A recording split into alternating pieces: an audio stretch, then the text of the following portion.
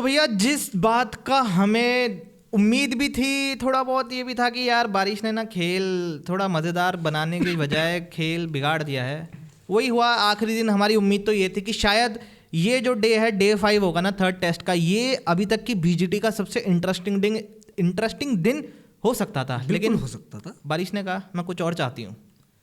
हमने तो कहा था कि आप उम्मीद मत लगाओ, और खुश भी हैं बहुत लोग। काफ़ी सारी बात करनी है जल्दी से। इंट्रो सुन लो जी।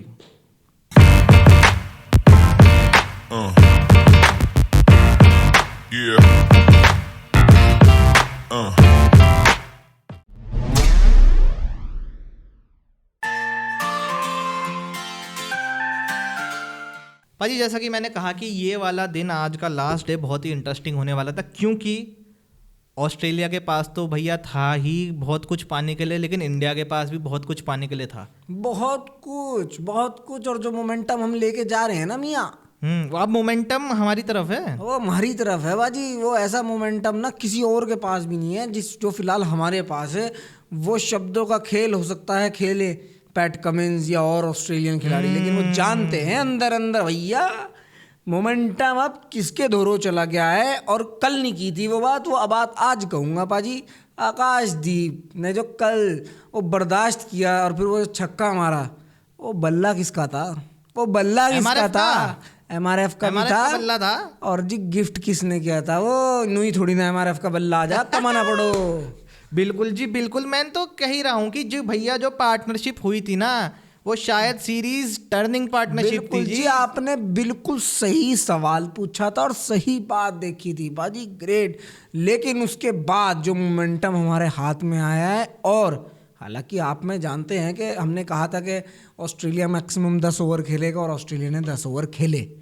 आपको जब आप देख रहे थे ये कैसा लगा कि ऑस्ट्रेलिया इस अप्रोच से आया कि जल्द से जल्द हम 100-125 रन बना के और वो करके कोशिश करें?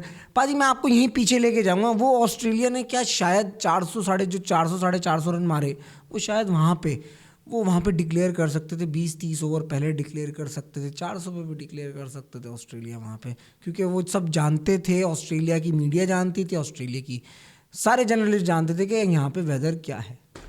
बिल्कुल जानते तो सब थे, लेकिन फिर वही है कि ऑस्ट्रेलिया मेक श्योर ये करना चाहता था कि यार हम इंडिया को कुछ भी चांस ना दे, क्योंकि देखिए कोई दूसरी टीम से तो मैच हो नहीं रहा है, पाकिस्तान से मैच हो नहीं रहा है या श्रीलंका से मैच हो नहीं रहा है।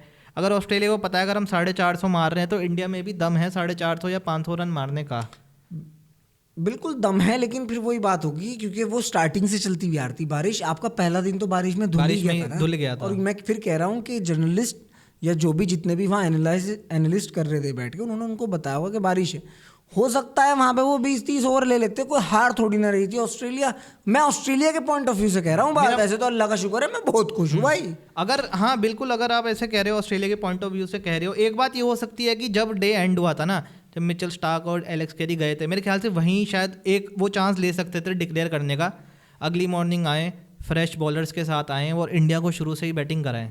ये था लेकिन कर सकते थे। मैं इसलिए भी कह रहा हूँ क्योंकि भैया अगर तुम देखो पैट कमिंस बौखलाए हुए हैं हल्के हल्के, अगर आप महसूस कर सको उनको, वो उनकी जो भावनाएं हैं वो बौखलाहट की तरफ हैं बाजी। और इसमें ये भी था बाजी, कभी भी अगर आप सुन भी रहे होंगे सुर्खियाँ ये न्यूज़ सोशल मीडिया पे कि ऑस्ट्रेलिया ने कभी भी ब्रिस्बेन और एडिलेड और ये सब पहले नहीं खेले हैं स्टार्टिंग में टॉर के, कभी नहीं खेले हैं। ब्रिस्बेन तो कभी नहीं खेला है इतने स्टार्टिंग में। कहा गया है कि ये पैट कमिंस को इतनी जल्दी थी इसकी या उनको कि उन्होंने इन तीनों को बहुत जल्द पहले रखा, पहले स्केड्यूल करा लिया ताकि हम 0-0 आगे जाएं यहाँ से। कुछ उनकी इस तरीके की मेंटालिटी थी वहाँ पे। और ऑस्ट्रेलिया से मैं कोई ऐसा शौक नहीं हूँगा कि वो इस तरीके की मेंटालिटी नहीं रखते। जीतने के लिए वो कुछ भी कर सकते हैं भाई।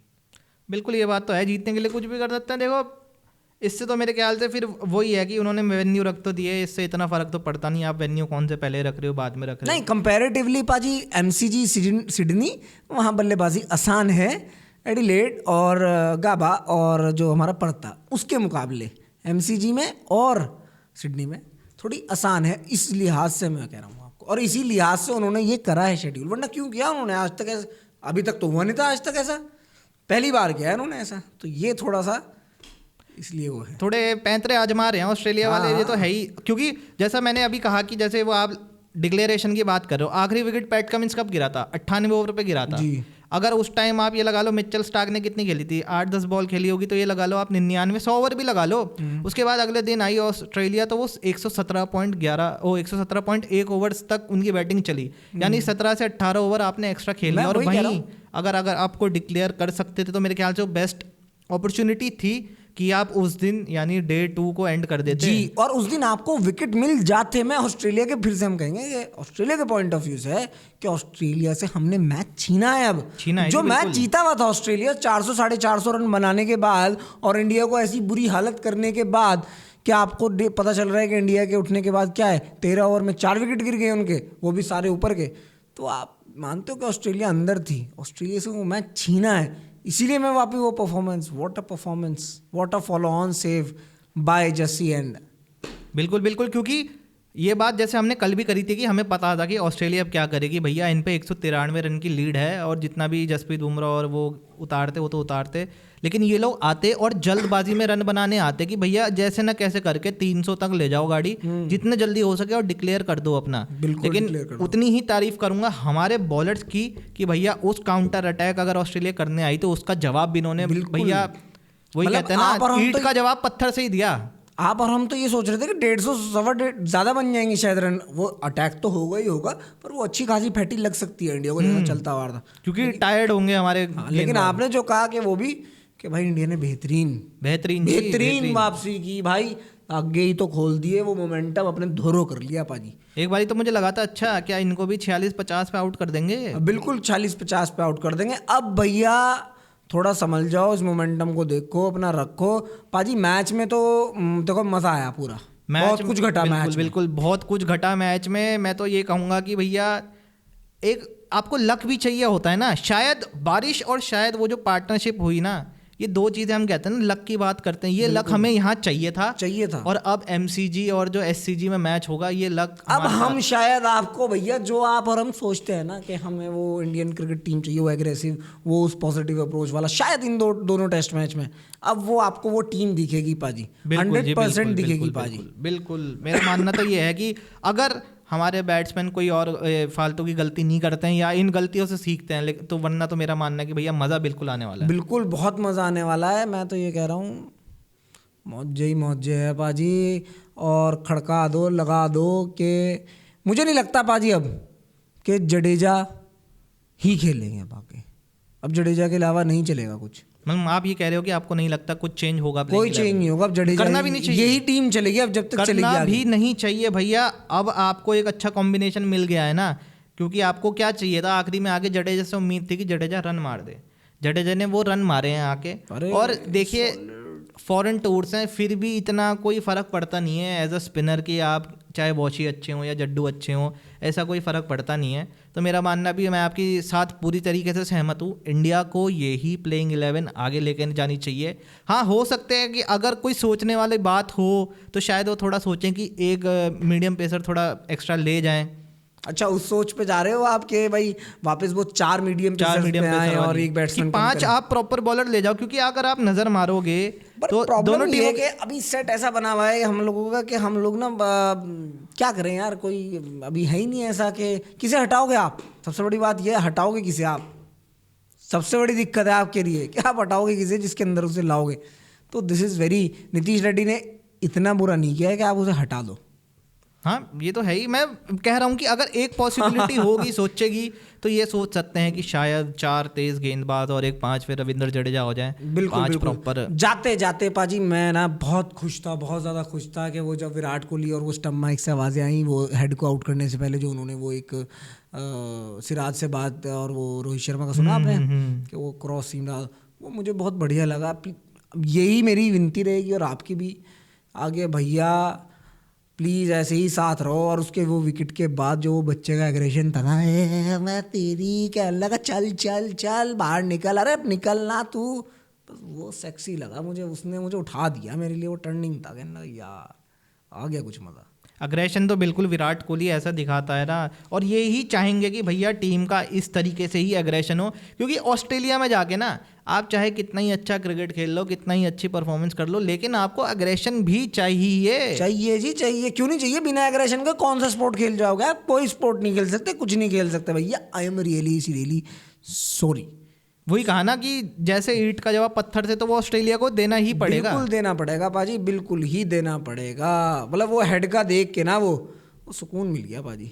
सुकून बिल्कुल मिल गया हेड का विकेट देख के। और ये भी खबर आई है कि भैया हेड की शायद ग्रोइन में स्ट्रेन है, तो उनकी नेक्स्ट मैच में अवेलेबिलिटी के लिए थोड़ा क्वेश्चन मार्क है।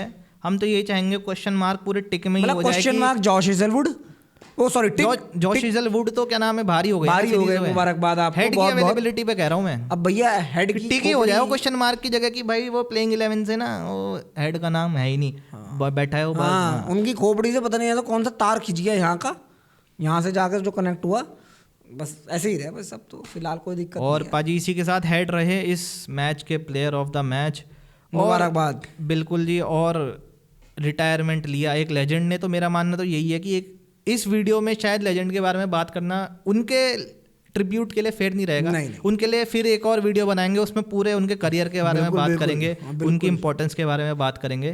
बिल्कुल करेंगे जी। तो भैया ये थी हमारी वीडियो तीसरे टेस्ट के लिए, India versus Australia border Gavaskar trophy 2024 जो हो चुका है ड्रॉ भैया, और सीरीज अभी भी 1-1 पे लेवल है। तो मज़ा आने वाला है, मेलबर्न में भी, सिडनी में भी।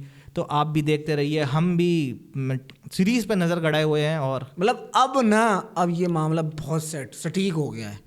जो ऑस्ट्रेलिया सोच की आई थी कि शायद ये तीनों टेस्ट मैच कराने के बाद स्टार्टिंग में इंडिया को पटका देंगे, वो कॉन्फिडेंस नहीं मिलेगा एमसीजी सिडनी से, अब वो उल्टा हो गया। 1-1 चल रहा है, बिल्कुल इवन हो गया मामला। अगर इंडिया को बस एक मैच जीतना है बॉर्डर गावस्कर ट्रॉफी रिटेन करने के लिए, बिल्कुल सीधी सी बात ये है, इस तरह समझ लो। और 2 मैच जीतने क्वालिफाई करने के लिए, बस जी। तो जी आपसे मिलेंगे हम अगले एपिसोड में, तब तक के लिए देखते रहिए द पिच परफेक्ट शो। और थैंक्स फॉर वॉचिंग। जय हिंद। जय हिंद।